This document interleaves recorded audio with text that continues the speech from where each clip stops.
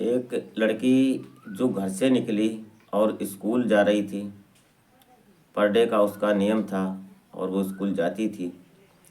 लेकिन आज शाम को जब वो लड़की घर से निकली कोचिंग के लिए, तो कुछ दरिंदे उसकी ताक में बैठे हुए थे। वो सोच रहे थे, उनका पहले से प्लान था कि आएगी लड़की तो उसके साथ दरिंदगी करेंगे। होता क्या है, ये 3 लड़के होते हैं और तीनों लड़कों ने बारी बारी उसके साथ दुष्कर्म किया।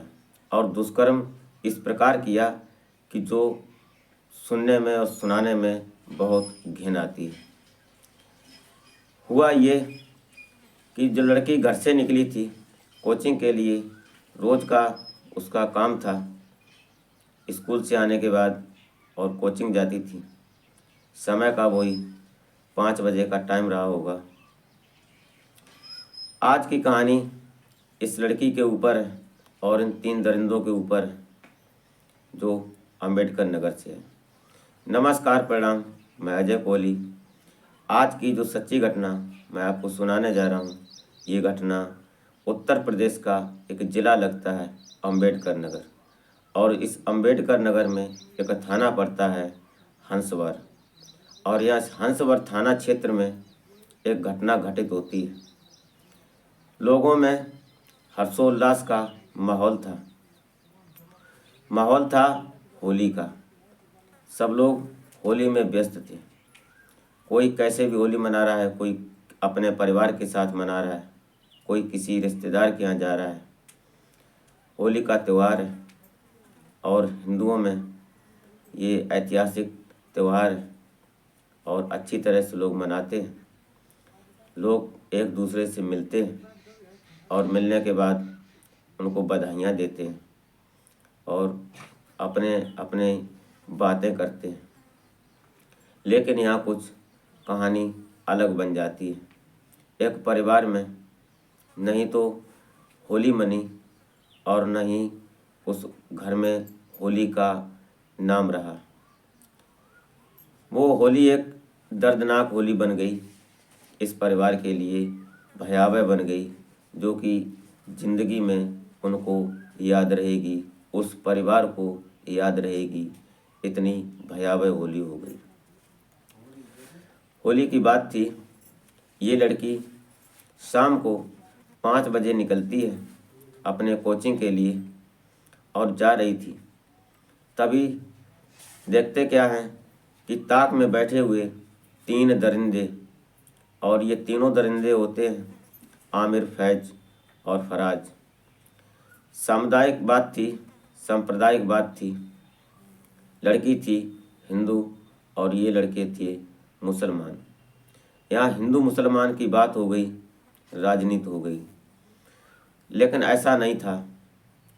बात सिर्फ ये थी कि एक लड़की की आबरू की बात थी।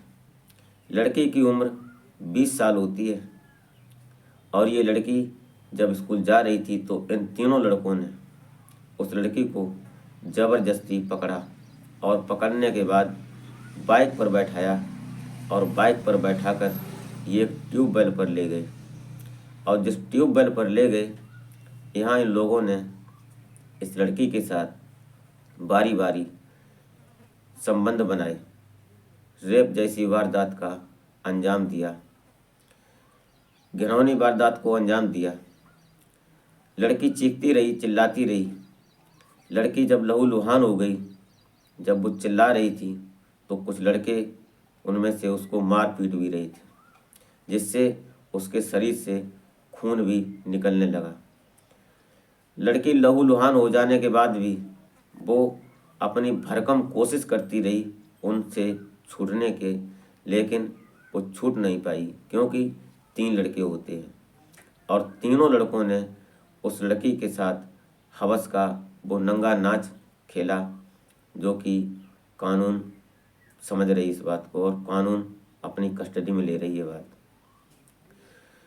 इन लोगों ने इसको पकड़कर, जब एक ट्यूबवेल था आस पड़ोस में, वहाँ इसके साथ ये रेप जैसी वारदात को अंजाम दिया, तो लड़की ज़्यादा परेशान हो गई, शरीर से टूट गई, चोट भी लगी थी और उसके साथ गलत काम भी हुआ था।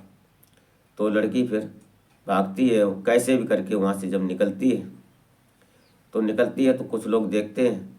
तो उसके परिवार वालों को जब पता चलता है तो परिवार वाले जब पहुँचते हैं तो आनन फानन में उस लड़की को पहले अपने साथ लेते हैं और लेने के बाद जब उसको पुलिस को किसी ने कन्फर्म किया तो जब पुलिस वहाँ पहुँचती है तो पुलिस ने पहले उस लड़की को अस्पताल में पहुँचाया और उस लड़की का प्राथमिक उपचार चालू हो गया। लड़की उपचार में जब थी तो वहाँ जब पुलिस पहुँचती है तो पुलिस उसका 164 का बयान लेती है और बयान लिखने के बाद पुलिस ने उसको मेडिकल परीक्षण के लिए भेज दिया। लड़की का स्वास्थ्य समथिंग सही है। सही तो सही है, लेकिन सही क्या है, वो दिल से टूट गई, शरीर से टूट गई। जिस बेटी की आबरू उछाल जाए और लोग ऐसे दरिंदे जिसके साथ खेल जाएं, फिर वो लड़की का जीना या किसी भी बेटी या किसी भी माँ या किसी भी बहन की फिर ज़िंदगी नहीं रह जाती है, नस्ते नाबूद हो जाती है। लेकिन होता क्या है, जब ये सब देखने के बाद भी नहीं हुआ तो फिर थोड़ा उन्होंने जब पकड़ लिया और पकड़ने के बाद उस लड़के की, उन तीनों लड़कों की बात थी तो तीनों लड़कों ने जब पुलिस ने उनमें से 2 लड़कों को पहले पकड़ा जो पकड़ में आ गए, उसके बाद एक लड़का फिर रह गया था, उसको भी पुलिस ने अपने अंडर कर लिया। और जब पुलिस ने अपने अंडर कर लिया तो तीनों को धाराएं लगाईं और धारा लगती है इस पर आईपीसी की धारा 72/24 और 72/24। यहाँ पर एएसपी होते हैं विशाल पांडे जी। इन्होंने टीम बनाई और टीम बनाकर इन लड़कों को जब पकड़ा, आरोपियों को पकड़ा, तो पुलिस ने बहुत मुस्तैदी से काम किया और बड़ा सराहनीय काम किया, तारीफ़ काबिल काम किया। कहते हैं ये उत्तर प्रदेश की पुलिस है। उत्तर प्रदेश की पुलिस जो चाहे तो मुर्दे भी बोलने लगते हैं, और ख़ासकर उनके लिए जो कि ये सोचते हैं कि कानून एक खिलौना है, उनके लिए उत्तर प्रदेश पुलिस और उत्तर प्रदेश की सरकार सख्त नफरत करती है। यहाँ भी कुछ ऐसा ही हुआ।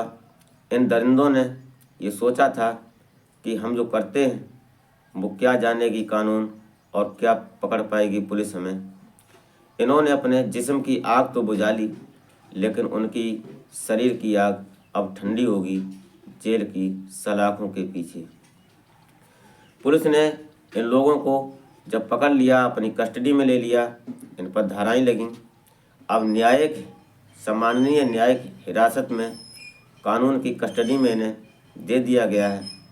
अब ये जो न्यायालय माननीय होंगे, वहाँ से जो होगा वो इनके ऊपर धाराएं लगेंगी और अब ये हमेशा के लिए जेल में रहेंगे। और जेल में जाने के बाद इनको अब ये पछताना पड़ेगा और पछतावा होगा भी कि शायद ऐसा न करते तो ऐसा न होता, लेकिन करते नहीं तो ये होता कैसे। कुछ दरिंदों को ये पता नहीं होता है, ये मालूम नहीं होता है कि कानून खिलौना नहीं है। कानून को जो हाथ में लेते हैं उनके साथ कानून अपना रंग दिखाती है। लेकिन कह रहे हैं क्या, दरिंदे हैं, बेशरम हैं। इनको ये समझ नहीं आता है कि आप या हर कोई ये देखता है हर दिन क्राइम वारदात पर या क्राइम मिस्ट्री पर या क्राइम तक पर या किसी भी मिस्ट्री पर देखते हैं, लेकिन इनकी समझ में नहीं आता है। और जब समझ में नहीं आता है तो फिर होता क्या है, होता यही है कि जो कानून चाहती है फिर कहते हैं कि उत्तर प्रदेश का कानून ज़्यादा सख्त है और इन अपराधियों को कानून अपनी कस्टडी में लेने के लिए सख्त है। अगर कानून ऐसा न करे तो अपराधी इनके हौसले ज़्यादा बढ़ते हैं। होता यहाँ भी कुछ ऐसा ही है। ये जो तीनों मुजरिम होते हैं, तीनों अपराधी होते हैं, इनके ऊपर धाराएं लगीं और ये न्यायिक हिरासत में पहुँचे। अब शायद इन्हें रोना पछताना पड़ेगा, लेकिन करें तो करें क्या, समझना इनके लिए बहुत बेकार सी बात है। ये समझ नहीं पाते इस बात को। हुआ यही कि जो होना चाहिए था। आज की कहानी और आज की जो वारदात आप तक लाए, इसमें आपको हैरान परेशान करना नहीं होता है, नहीं आपकी भावनाओं को आहत करना है। तो मिलते हैं फिर नेक्स्ट वीडियो में किसी नए एपिसोड के साथ, नई कोई वारदात के साथ। तब तक के लिए जय हिंद।